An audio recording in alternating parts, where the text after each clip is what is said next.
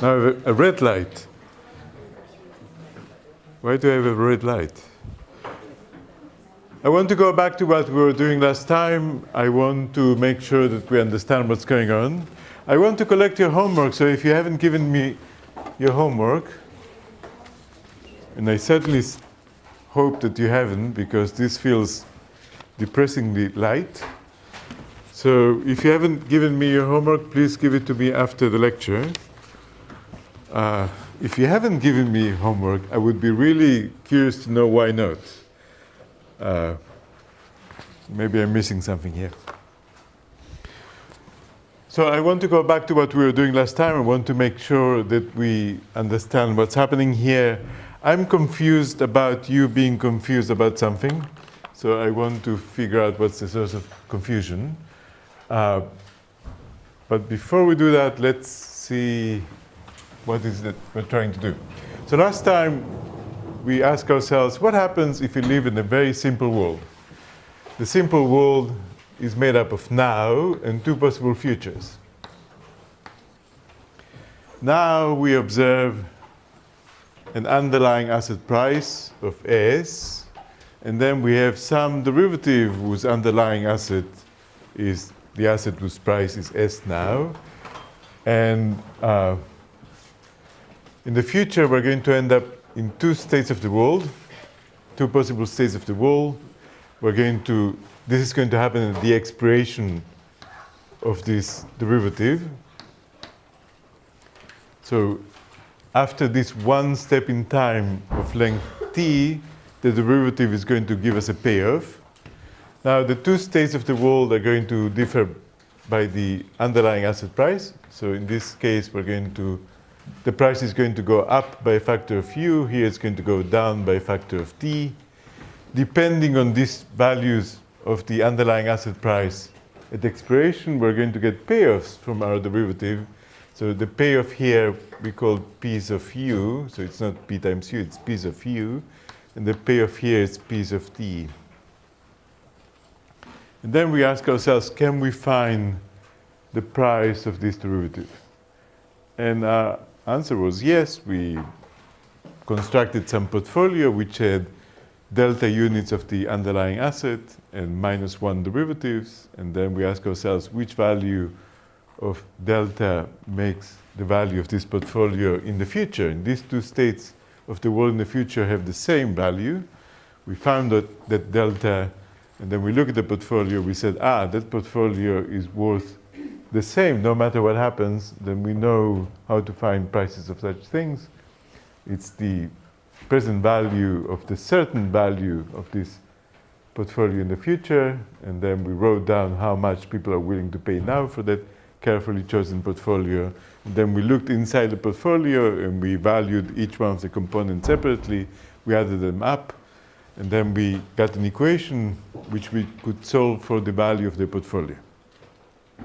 This is what happened last time, and I really, really hope that this is still fresh in your memory. Okay? Let me just remind you the specifics of this. We defined the number q, which was e to the rt. R is a t-year interest rate, and t is time to expiration, minus d divided by u minus d. We call this the risk-neutral probability of an up movement in the underlying asset price. And then we say the price of your derivative is going to be the present value of the expected payoff of the derivative. So the spot price, the price now,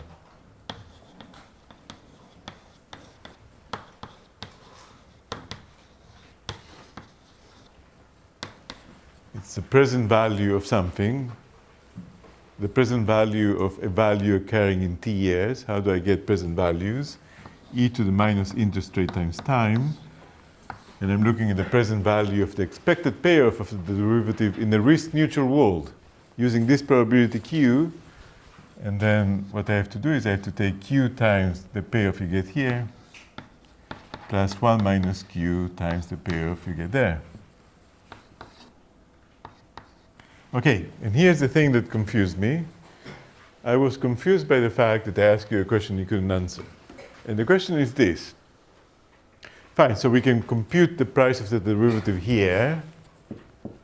Suppose that you find yourself here. You travel into the future at 60 minutes per hour. And you get to the future and you find yourself either here or there. Suppose you find yourself here and I ask you, what is the value of the derivative here?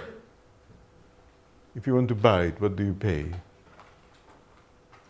And then you were puzzled, and I'm puzzled. So let's see if we can unpuzzle each other. If you find yourself here, and you have this derivative, what do you have? Can you say it again? Someone said something interesting. Say it again so that I can discover what it is. Okay, first thing, you have a piece of paper. Okay, you read the piece of paper, the small print, and then you scratch your head and you said, oh, this piece of paper, based on the fact that I read the Financial Times and the asset price is this piece of paper entitles me to a payoff of P of U. Yeah? So suppose that you want to buy this piece of paper, how much do you pay? I tell you, if you take this to the bank, they'll give you £5. Okay, how much do you pay for this? It starts with an F. £5, right? This is, what this does for you is it produces £5 for you. How much people pay for £5? They pay precisely £5, right? You can think of a very easy arbitrage opportunity if that's not the case. Okay, so when we are solving this problem, do show me signs of life, otherwise I'm going to repeat the same thing again and again until you're going to be sick of it, and I'm going to be sick of it, and everyone's going to be sick of it.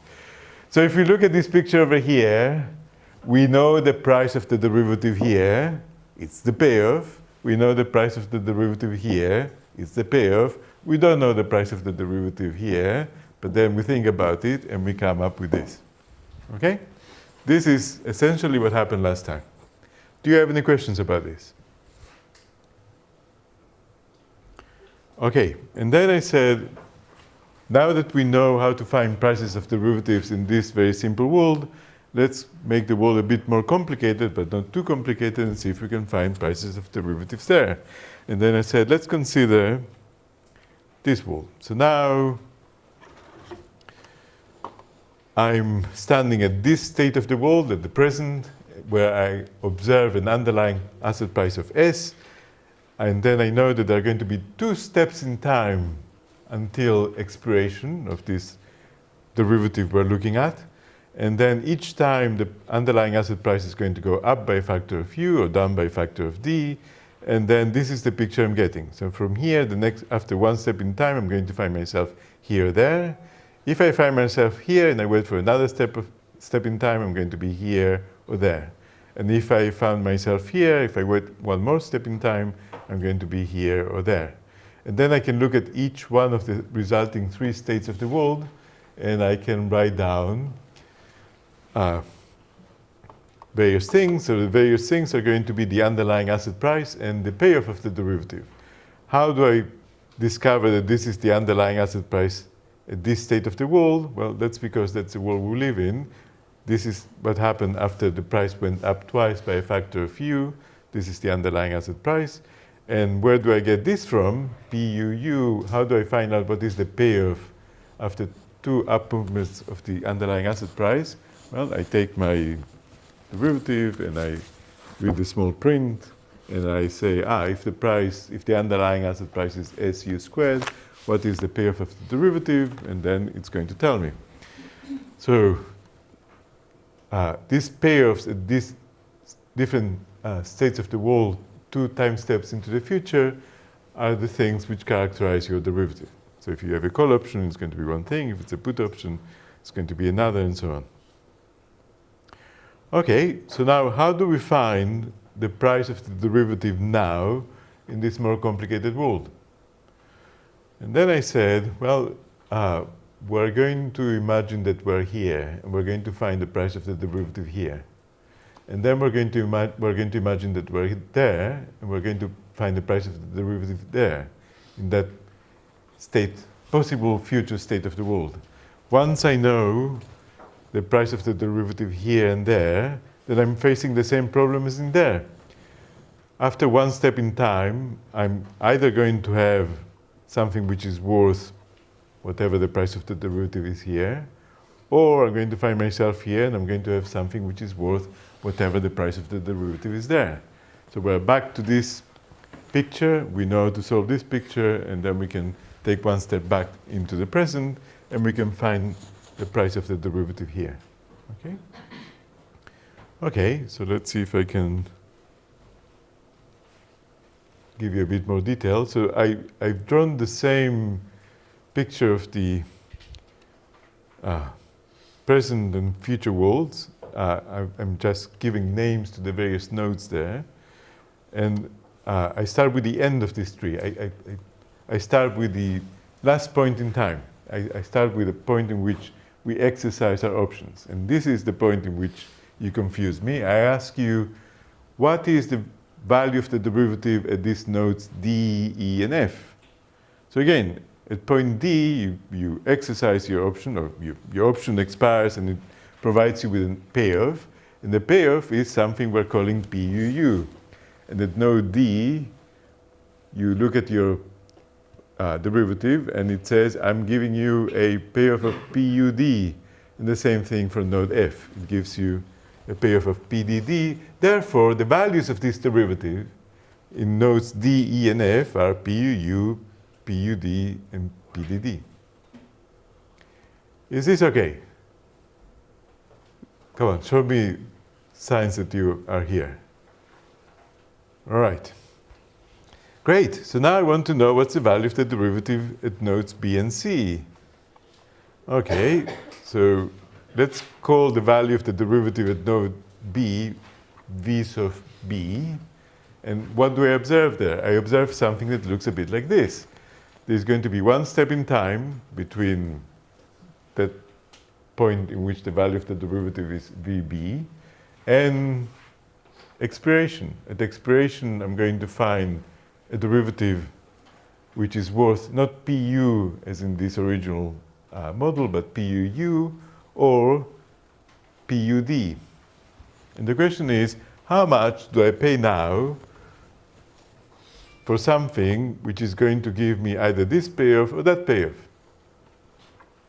And the answer is, well, you travel to a risk-neutral world and you ask yourself, how much are people willing to pay there for this asset, for this derivative? And this is the price that is going to happen in your world as well. So we go and we compute the risk-neutral probability, which is the thing that I wrote here, only that now I'm calling the time steps delta t, not t.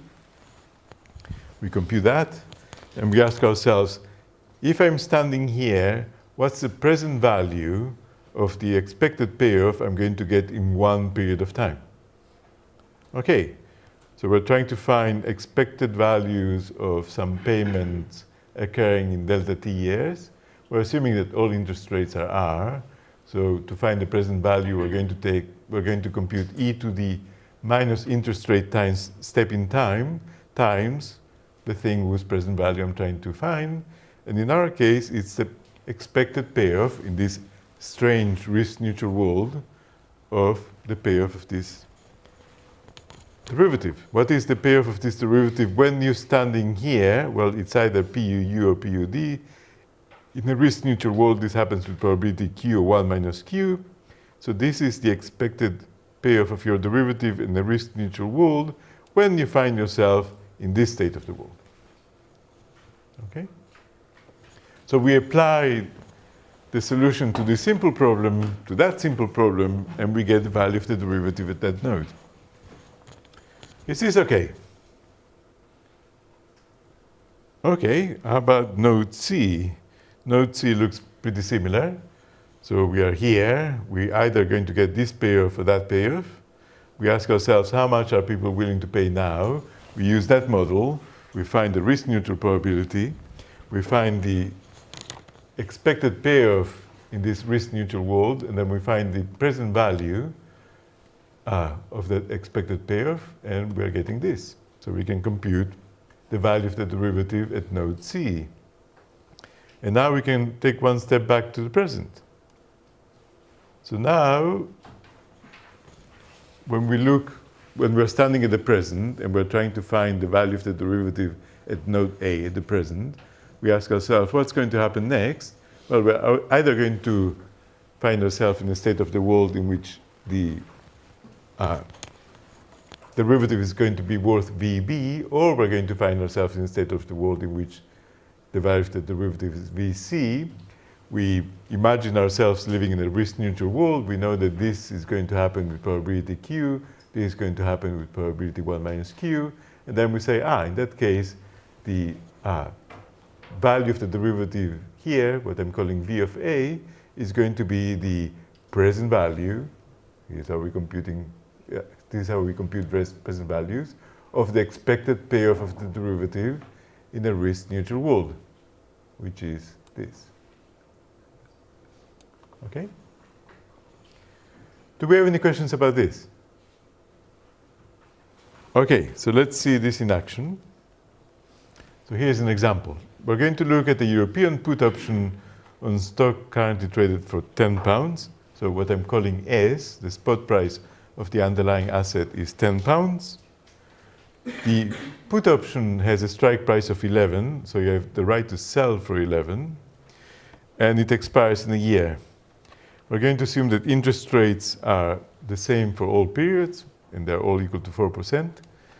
And we're going to make an assumption about the world. So the assumption about the world is telling you what is the shape of the tree we're using here. By the way, at this point, I should tell you that when I draw pictures like this, I'm going to be referring to these as binomial trees.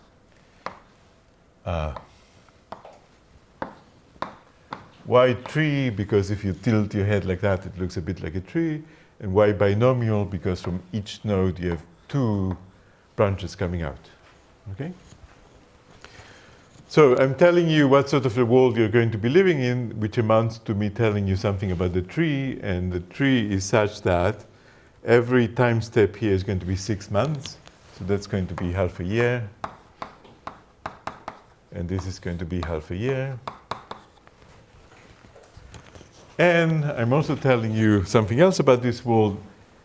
For each time step, the underlying asset goes up by a factor of 5/4 or down by a factor of 3/4. So these are the two factors we call U and D. And then I ask you, imagine that you're in this world to estimate the price of this European put option. Why estimate the real price of this European put option? Because we don't live in such a world. But we're going to estimate the price of this put option by saying, okay, this is a good approximation to our world. Suppose that someone says, this is a good approximation for our world. Let's find the price of the put option in this world and use that as an approximation to the real value. Okay, so how does this tree look exactly? It looks like this. We start with an underlying asset of 10, and then it goes up to 12.5 or to 7.5. If we find ourselves here, the underlying asset price is going to go either to 15.625 or down to 9.375. And if we find ourselves here, the underlying asset price is going to go to 9.375 or down to 5.625. And then we say, okay, what are the payoffs of the derivative at each one of these three possible futures? And then we say, okay, let's see. We're talking about the right to sell at 11. If everyone else is buying and selling for 15, I'm not going to exercise my option to sell for less. So the payoff is 0. I don't exercise my option. Here, everyone is buying and selling for 9.375. I can buy for 9.375 and sell for 11. I'm going to make this profit. And here I can buy for 5.625 and sell for 11, and I'm going to make this profit. Okay? So this is what we call PUU and PUD and PDD. These are the numbers corresponding to this example. Notice that there are two things happening here. There's my view of the future, which is encapsulated with this tree, and the payoffs that you obtain from your derivative at the end of these time periods, which is something that you read from the small print of your option. If it was, instead of an American put option, if it was an a European call option with some other strike price, these payoffs would be different, of course. Okay, so how do we find the price of this derivative in this simple world? So we just follow the recipe I just gave you, and we concentrate first on this point, and we find the value of the derivative here, and then we're going to find the value of the derivative there, and then here, and that's going to give us the answer. So let's go to node B. Node B is this one over here, and node C is this one over here, and this is node A. So let's go to node B. What do we observe at node B? Before that, we can calculate the risk-neutral probability of underlying assets going up by a factor of few each time. So I'm using the same expression as I had there, and I plug in these numbers, and I get this number. Okay, so now I ask myself, what is the value of the derivative at node B? Well, I have to find out what this is in this particular example.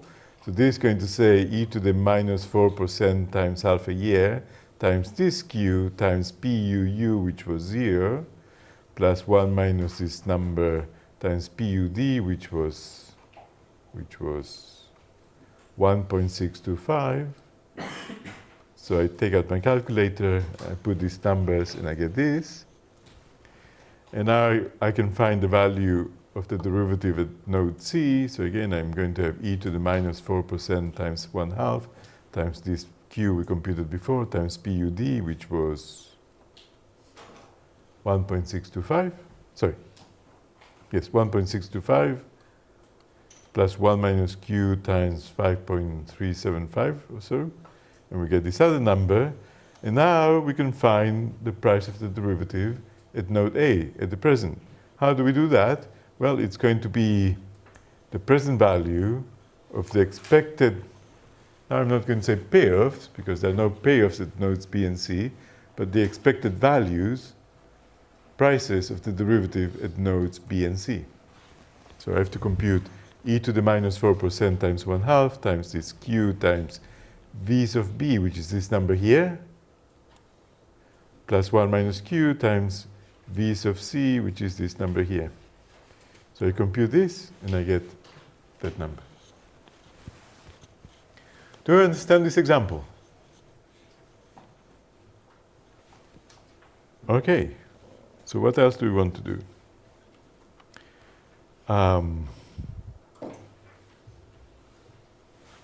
So now we're going to complicate the world.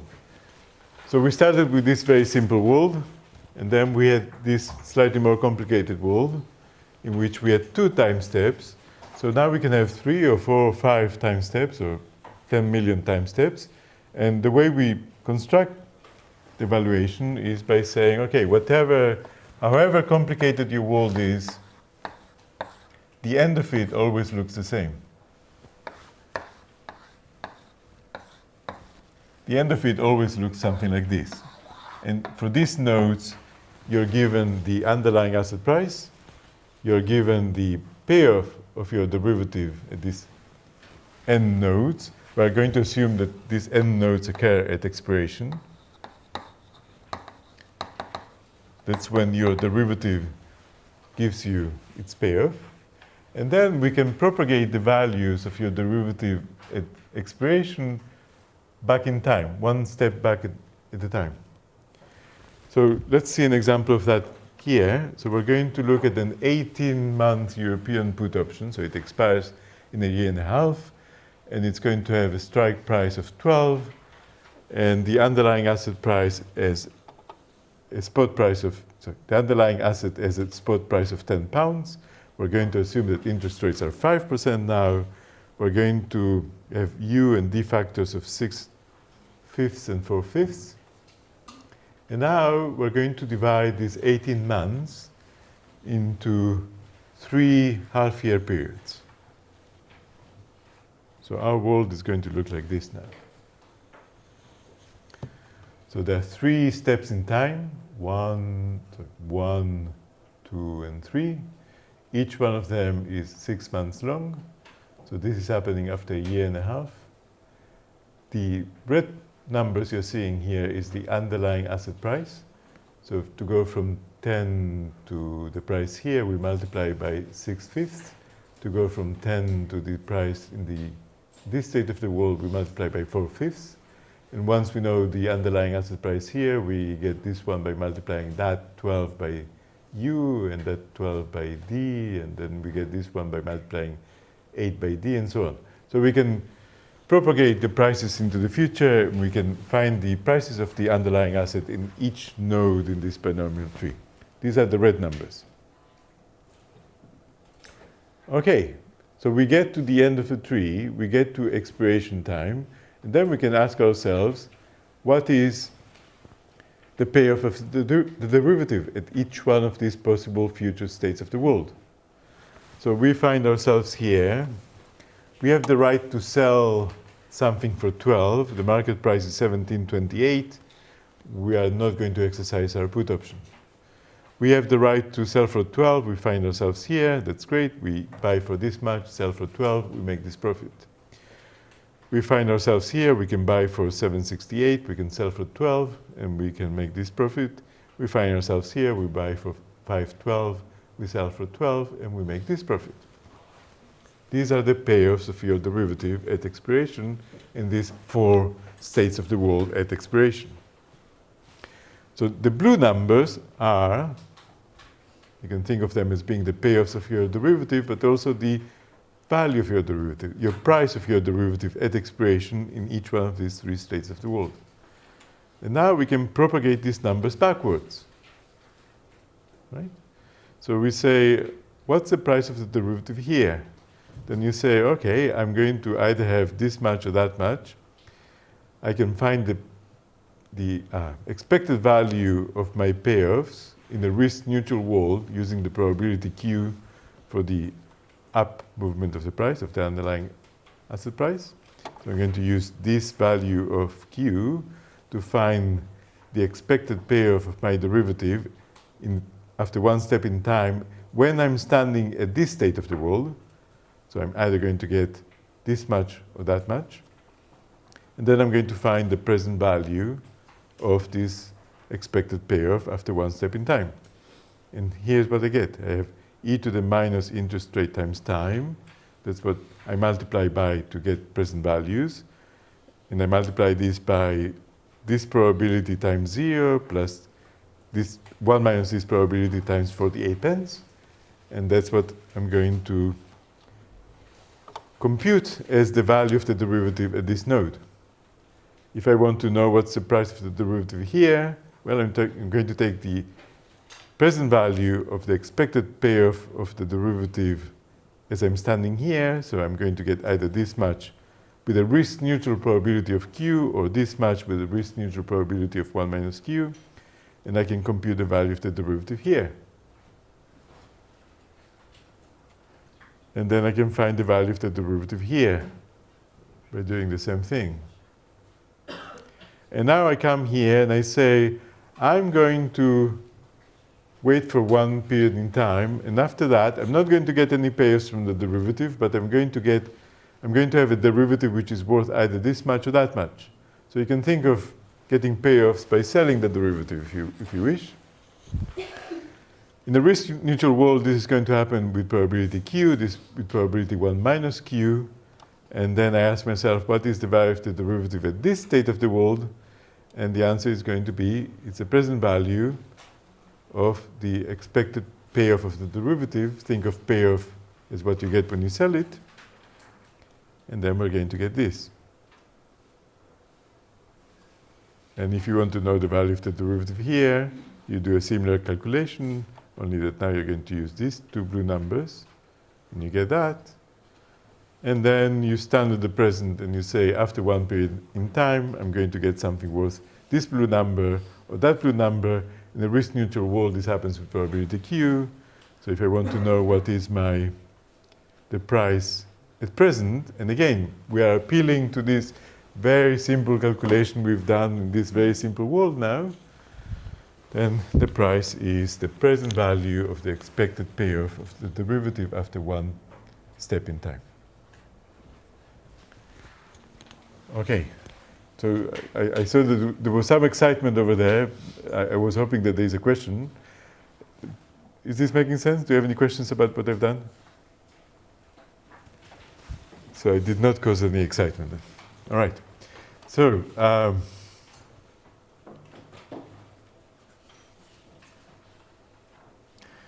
if there are not any more questions, then let me give you a more interesting example. So I'm going to take the same example I just gave you. I'm going to change one thing. Instead of talking about the European put option, I'm going to talk about an American put option. So what's the difference? The difference is that now I can exercise my option at any time between now and expiration. So I can, in this world, when there are these jumps in time, I can exercise it either here, or after 6 months, or after 12 months, or after 18 months. Okay? And let's see if we can cope with this more complicated derivative. So how would we do that? So now we have the same kind of option, only it's American. It has the same strike price of 12. The underlying asset price is a price now of £10. Interest rates are 5%. The up factor is 6/5. The down factor is 4/5. And now I say, let's go back to what we computed before. Let's look at the DD node. What's a DD node? We go down, we go down. Okay? And suppose that you're standing here and you're trying to figure out what's the price of the derivative, and you're also trying to figure out what are you trying to do. So you say to yourself, if I don't exercise, so I have to decide now whether to exercise my option or not. It's an American option. You can exercise it after a year. So you're going to ask yourself, okay, am I going to exercise it? Am I not going to exercise it? So you ask yourself, what happens if I don't exercise it?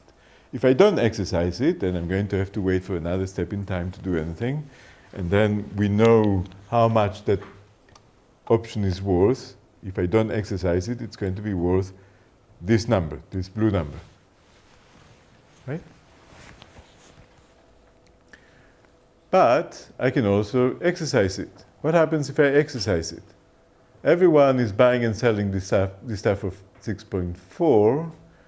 I can sell for 12. If I exercise my option, I'm going to make a profit of 5.6. Okay, so let's see if you're awake. Are you going to exercise the option or not? Yes, because 5.6 is bigger than 5.3 something. And we want more rather than less, at least when we're talking about pounds. So we're going to exercise the option. But wait a minute, if you're going to exercise the option, then the value of the American option at that point is not 5.304, it's 5.6, because that's what you get from your option if you exercise it. So what I'm saying is, now let's go back to the new example. When you do this calculation, you realize that if you exercise your option, you get 5.6. So your option is worth 5.6, not this lower number. So let's go back to the picture we had before. And let's see what happens. So suppose that you're standing here and you ask yourself, am I going to exercise my option? Am I going to exercise my option? Am I going to exercise my option to sell for 12 in that state of the world, the 14.4 state of the world, the up state of the world? What happens to you if you exercise your option? You make a loss. You lose 2.4 pounds. So are we going to exercise our option? No, because the alternative is to hold on to a piece of paper which is worth about 20 pence. So we don't exercise the option, and the value of the option is the same as we found before, this blue number. How about here? Before, we calculated the price of the option at this state of the world, and we found 2.1 something. Now we say, what happens if I exercise my option? I can buy for 9.6, sell for 12. I'm going to make a profit of 2.4. 2.4 is bigger than what I get by not exercising the option, so I exercise my option. I denote the fact that I'm exercising the option by putting an underline here. But this state of the world, before we said if we don't exercise our option here, then we're going to have a piece of paper worth 5.3 something. If we exercise our option, we saw we're going to get 5.6, so we exercise the option. Okay, now we go one step back. We're standing here now. And we say, if I don't exercise my option, now I have to do a new calculation. If I don't exercise my option, I have to find what is the present value of the expected payoff of something which is both this blue number or that blue number with probabilities q and 1 minus q. Okay, so I find the price of that. I find the value of that expression I just mentioned. And I'm getting this number over here. And then I ask myself, am I going to exercise my option? No, because if I exercise my option, I buy for 12, I sell for 12, I make nothing. So having 1.13 pounds is better than a piece of paper, better than having nothing. How about here? I can do a new calculation, which is the same kind of calculations we've been doing so far. And I say, if I don't exercise my option, it's going to be worth 3.7. If I exercise it, I can buy for 12, buy for 8, sell for 12, make a profit of 4. 4 is greater than this number I just computed. So I will exercise my option here. And now we can go back all the way back to the present. And then we say, what's the value of my option? If I don't exercise, I can compute the value of that piece of paper by doing this. If I exercise, I'm going to get 2 pounds, a profit of 2 pounds, so I'm not going to exercise. Okay? And here's the new price we got. Let's compare this to the old price of the European option. So this is 2.327, and before we had 2.008. So American put options, as I promised you, are more expensive than European put options. Okay? Do we understand this example? Do we understand the calculation? Okay. So we are almost finished this section. I just want to make a few remarks. The first remark is that we've seen that we can start with a very simple world, and then we can make it a bit more complicated and even more complicated, and we can end up with a very large tree modeling the world. Now, why would anyone want to do that?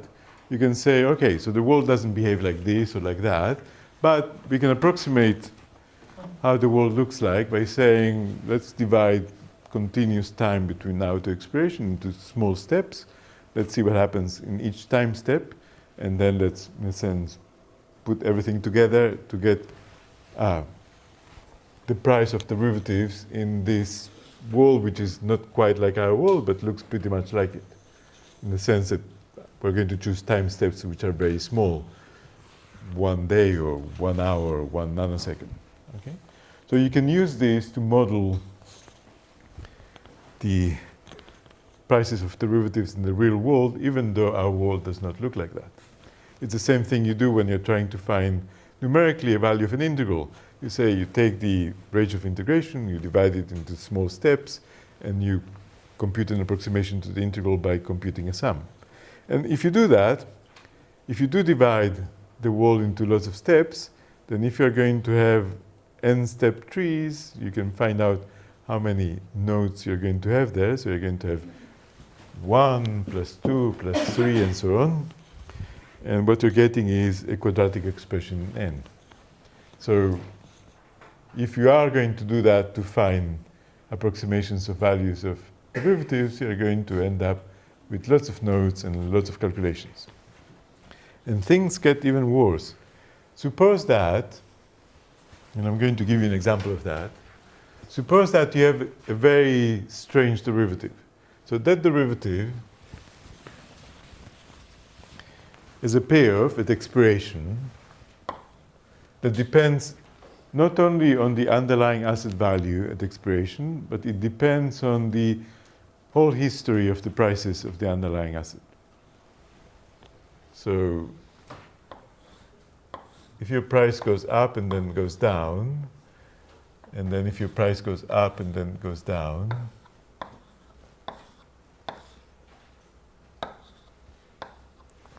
then you're going to have a payoff of your derivative, say in this case.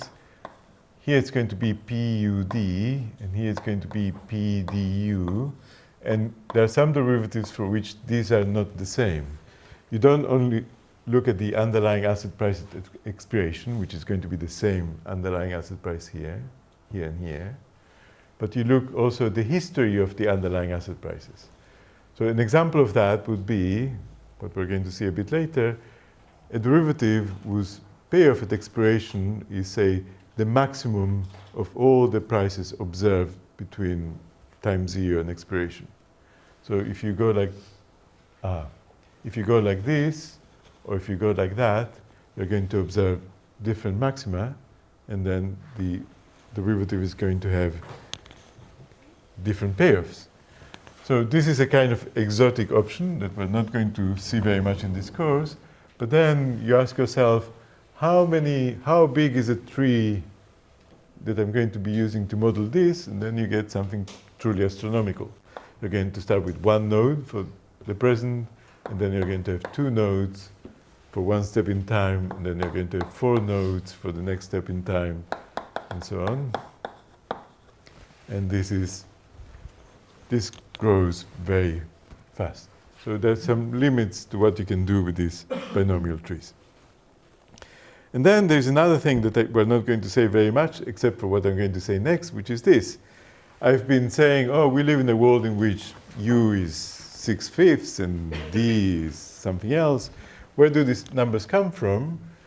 So if you're going to model the world by using values of D and U, you have to be careful about what you choose. And there is a standard way of doing that that makes sense. And the standard way of doing that that makes sense is to take D to be the reciprocal of U, and U to be, so here's where things get a bit interesting, U to be e to the sigma, which we don't know what it is yet, times the square root of the time step in your model. And this is the volatility of the underlying asset price. Remember when I told you what numbers should we take into account when we find the prices of derivatives, I said one of the things you have to think about is how volatile the underlying asset price is, how much it jumps. Remember we had oil exploration companies and we had something boring, I can't remember. And the prices of call options whose underlying assets were these two were different. So this measure of volatility plays a role in the choice of U. So this is the volatility of underlying asset. So I'm mentioning this just in case that you ever find yourself in the real world trying to use binomial trees to approximate prices of derivatives. Until then, you can forget this,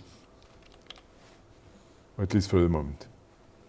Okay, so we have 5 minutes, and I want to show you an example. And this example is going to be an example of that, and it comes from a past exam, 2015-16, and I want you to have a look at question 2.2.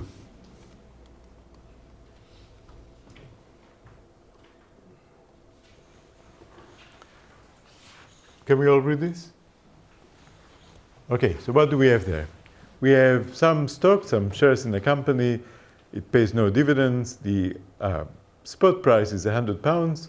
And then we are looking at what happens over the next 2 one-year periods. And each time the price goes up by 10% or down by 10%. Okay, so let's start drawing a picture of this.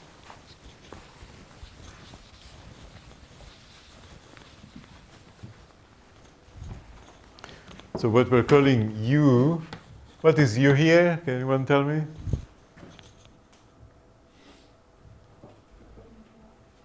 $1.1, someone said correctly. And what is D? Can someone tell me? 0.9.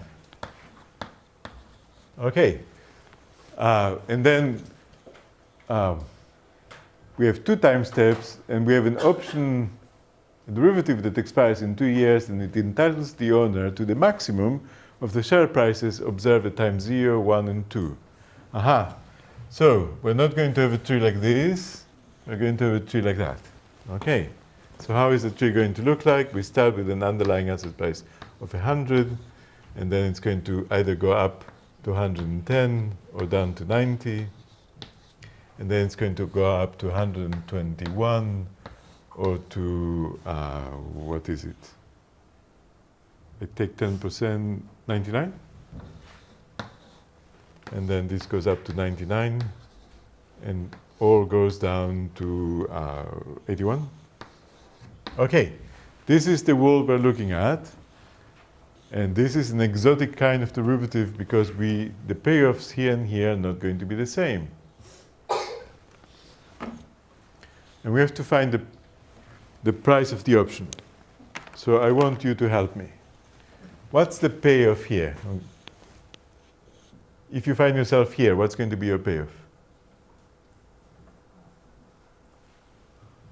Let's read. This is not in Tibetan, this is in English, right? So, the derivative entitles the owner to the maximum of the share prices observed at times 0, 1, and 2 years. This is time is equal to 0.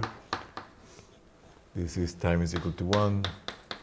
This is time is equal to 2. You find yourself here. How did you get here?